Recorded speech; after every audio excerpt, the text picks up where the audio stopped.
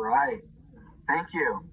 So as Brother Spangler said that I am a missionary.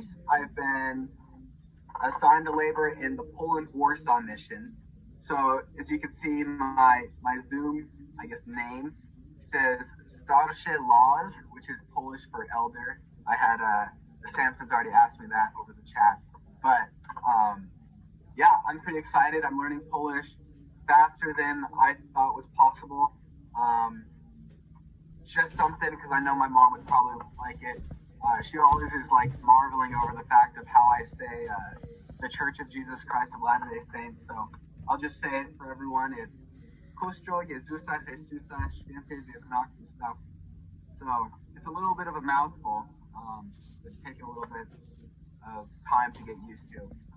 So we're all living in some pretty interesting times, and home MTC is one of these crazy changes of life, but this is kind of a reminder. 2020 has brought all sorts of new experiences, like the Australia wildfires. It's crazy, we don't remember those as much now because of all the other stuff, but we had the Australia wildfires, and then like day 3 of 2020, we had a possible World War III, and then Kobe Bryant died, and then the COVID-19 pandemic happened, and every sports season and public event was canceled. And then we've had all sorts of protests and many other evil things which are just happening in the world. So that just tells us that we're living in the fullness of times, and the second coming is most likely going to happen sooner rather than later. But there's still some things that need to happen. In Matthew chapter 13, Jesus gives a parable talking about the second coming. It's more complex than I think it appears on the surface. And because of its complexity, Joseph Smith had some questions that the Lord answered in section 86 of the Doctrine and Covenants. So the parable I'm talking about is of the wheat and the tares. And in the parable, the kingdom of heaven is likened unto a man which sowed good seed in his field. But while men slept, his enemy came and sowed tares among the wheat and went his way. So we have a farmer who planted seeds, and in the night, an enemy came and just planted a bunch of weeds all over his perfectly good wheat field. So the man doesn't know that the field has been corrupted because it just looks like the same field that he just planted seeds in, just like how he left it. But it says, but when the blades sprung up and brought forth fruit, then appeared the tares also. So now it's been a while, and the seeds have all had time to grow a little bit. And what do they all see? They see a bunch of weeds growing in the wheat field, growing with the wheat, and they're tares, so they look just like wheat up until they're ready for the harvest. And so all the servants are all super confused. They go to their master and they're like, so didn't you sow good seeds in your field? Because there's definitely some tares growing in there, and we don't know how they got there. And the master tells them that an enemy must have planted the tares in the field, and the servants are all like, yeah, dang. And they want to go out and they want to remove the tares from the field so it gets back to being just the wheat. They want to go pull weeds. And this is the part that I find pretty interesting and insightful, because the master tells them to let the tares keep growing.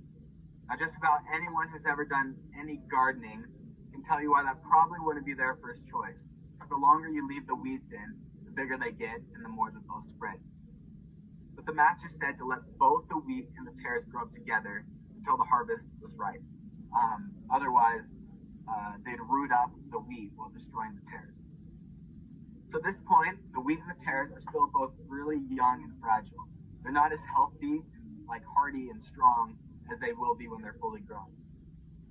So in Doctrine and Covenants, section 86, we find out that the field where the master planted the seeds represents the world, and the sowers of the seeds are the apostles. So that makes when the sowers of the seed fell asleep, the apostasy, when Satan reigns and planted tares to drive out the church. That says that right now we're living in the time when the blade is tender, and as D&C 86 says, the angels are crying unto the Lord day and night, who are ready and waiting to be sent forth to reap down the fields.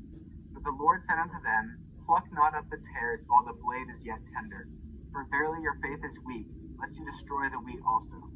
Therefore, let the wheat and the tares grow together until the harvest is fully ripe. Then you shall first gather out the wheat from among the tares, and after the gathering of the wheat, behold, and lo, the tares are bound in bundles, and the field remaineth to be burned. So what's the Lord waiting for? He's waiting for the wheat to be fully grown. He's not waiting for the tares to be fully grown. He's waiting for the wheat. And I think a lot of the time, we think that the second coming isn't here yet, just because the world isn't wicked enough. But right here, it teaches us that the Lord is waiting for the wheat to be fully grown, or in other words, for the saints to become righteous enough. So that's where my question kind of starts today. Right now, the saints are just a tender blade, like the blade of wheat, and the wickedness and chaos in the world is also tender. They're both just small. We know that Heavenly Father is not going to remove the weeds. He's going to allow them to continue growing. He's waiting for us, the wheat, to grow more righteous enough until we're ripe. The Lord has said that the presence of evil in the world will continue to become more and more powerful, but the light will always outshine the darkness, and the good will always just be a step ahead of the evil. Richard G. Scott said in a talk, analogies with physical light help us understand the power of spiritual light. A bulb ignited in a dark room overpowers darkness, yet if the darkness is too intense, it can overpower light, as with a bulb plunged into a bucket of black ink. Spiritual light overcomes the darkness of ignorance and disbelief, just as a laser penetrates the darkest ink. So a light bulb will always overpower darkness in a dark room. I've got lights in this basement, and thank goodness, because otherwise it would be dark. The light bulbs are always able to bring out the darkness and make it light in here. And we hear a lot about that. We're told to be a light, to let our light shine. Well, what happens when the darkness shifts from the intensity of just like a dark room to a bucket of black ink? Suddenly, the darkness is too powerful for that light to shine. Right now, you could just be a light bulb, and that'd be good enough. But what about when that dark room turns into that bucket of black ink? How will you shine if you're still just a light bulb? The answer that I hope that we can all discover is that you can't. You're going to have to become, like Richard G. Scott, a laser. So, what are you doing to increase your righteousness so that you can become a laser? And I can tell you all the things that would help you increase your light, but that's not going to make a difference. You've heard them your whole life. They're the standard primary answers that we can just name without even thinking about it. But if we know what to do and how to get there, why aren't we there already, you know? And I was at an EFY a couple of years ago, and the director of the EFY, he was a seminary teacher who had the opportunity to meet with the general authority. And the seminary teacher, during the question and answer, asked, what is the best thing that we could teach the youth? And his answer was something that I don't think I would have guessed like at all. He said, teach them. He didn't say to teach them to read the Book of Mormon every day, or to go to church, or say their prayers and pay their tithing. He said, teach them to learn how to love living the gospel.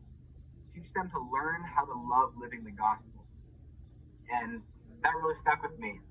It's just been in my mind for these past couple years that we need to develop a desire to live the gospel, a desire to serve others, and a desire to read from the scriptures and to strengthen our relationship with God, because that's what's going to help us to become a laser. This last year, it's brought on a lot of trials for all of us, and we're always told that trials are given to us for our good, that they'll help us to become humble and to learn and to grow. But if we're not choosing to be humble during these trials, or to develop a relationship with our Heavenly Father, then we're just going through the pain and suffering with nothing to show from it. And Heavenly Father has given us this opportunity so that we can grow and to become more righteous, to develop that ability to love living the gospel.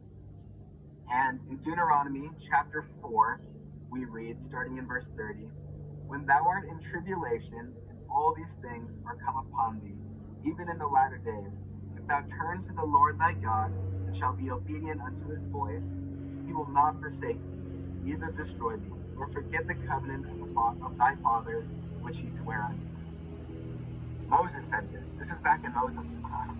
the Lord gave revelation about the last days to Moses. So I really like this part, and it says, when thou art in tribulation, that's what we're going through right now, and all these things that come upon thee, even in the last days. So we know it's talking about right now, tribulation right now. If thou wilt turn to the Lord thy God, he will not forsake thee nor destroy thee. So that's the recipe right there. It's saying literally right there that when these trials are set upon us in these last days, if we just humble ourselves and turn to the Lord, that we won't be destroyed with the wicked when Christ comes again. So as a missionary, I was just recently set apart, and I'm doing home MTC for 9 weeks, learning Polish and how to become a good missionary. Missionaries get to do an hour of personal study each day in addition to the 6 hours that I spend in class. And one of the best parts about being a missionary is that I don't really have to worry about anything else in the world right now except for just like doing the Lord's work. So we just learn how to become a missionary, we learn the language, and that's all I have to worry about. I don't have a job that I'm worried about. I don't have school. I'm not trying to run right now, which is pretty nice. And so all we do is just learn how to live the gospel better. And honestly, it's pretty comforting feeling.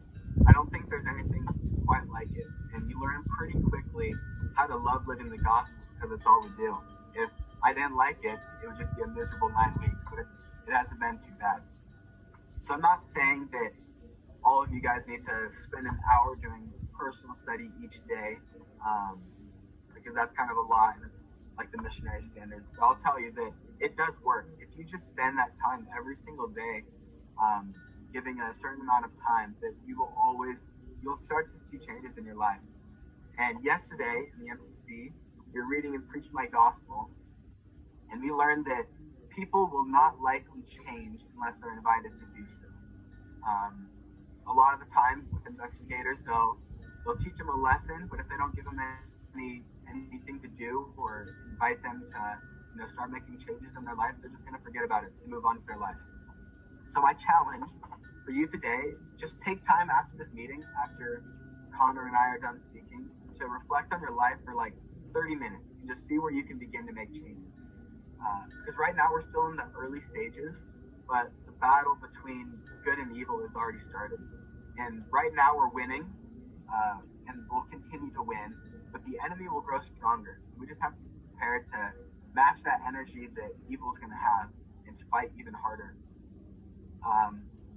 Because evil is going to keep increasing, and good has to also increase with that. And Heavenly Father, like, we are the people that have to increase in good. No one else is going to do it for us. It's us. We have to do that. So I have a testimony that God has prepared a way for us and given us every answer that we need to know. They're all in the scriptures. I never really understood a whole bunch of this stuff before, spending time every single day reading the scriptures and just studying to learn the parable of the wheat and tares and the thing in Deuteronomy. That all the knowledge that we need is given to us, and we can use that and put it into our lives so that we can be ready for what's to come. I know that Heavenly Father has a plan for us, and that He loves each and every one of us, and He wants us to be successful in life and to be able to have these meaningful experiences and to develop this relationship with Him, because that is His plan. That's His way. He wants us to be able to have this happiness in our lives. And I know that every one of us can have that, and we're going to need to have it for the things that are going to happen in this world pretty soon. And I say these things in the name of Jesus Christ. Amen.